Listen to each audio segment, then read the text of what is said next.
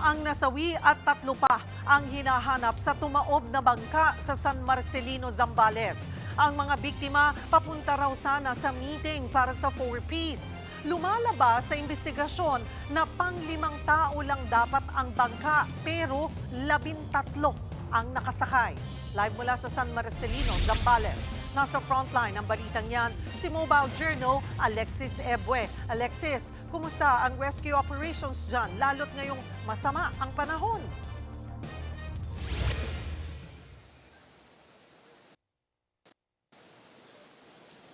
Cheryl, andito pa rin tayo ngayon sa tanggapan ng Barangay Buhawen, San Marcelino, Zambales. No, kanina nandito kasabay natin dito tumambay yung ilang BFP, MDRRMO, ilang ahensya nagtulong-tulong nga para mahanap ang 3 na nawawala sa tumaob na bangka.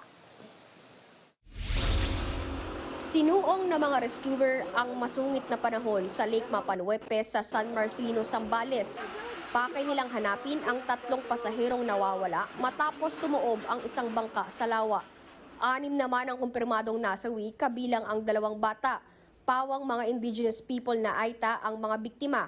Tumawid umano ng lawa ang mga biktima para pumunta sa meeting ng 4Ps. Pinabulaanan na ng barangay ang naunang kumalat na impormasyon na magpapabakuna talaga ang mga bata.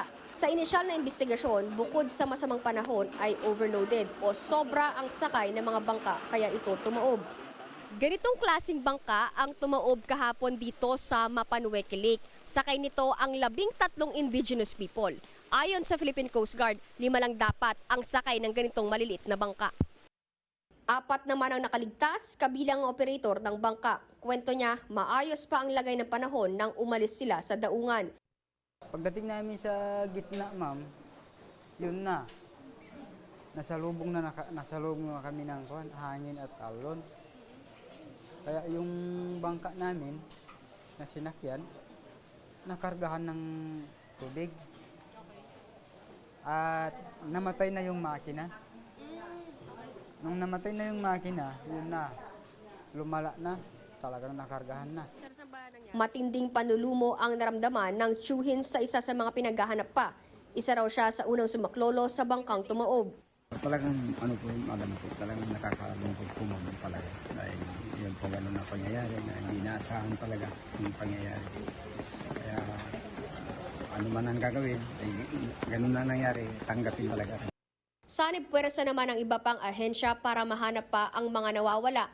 Medyo nagkakaroon ng challenge sa amin dahil sa weather, pabago-bago. Kanina, napakapangat talaga ng panahon, kaya hindi kagad kami nakapag-resume ng operation namin, ma'am.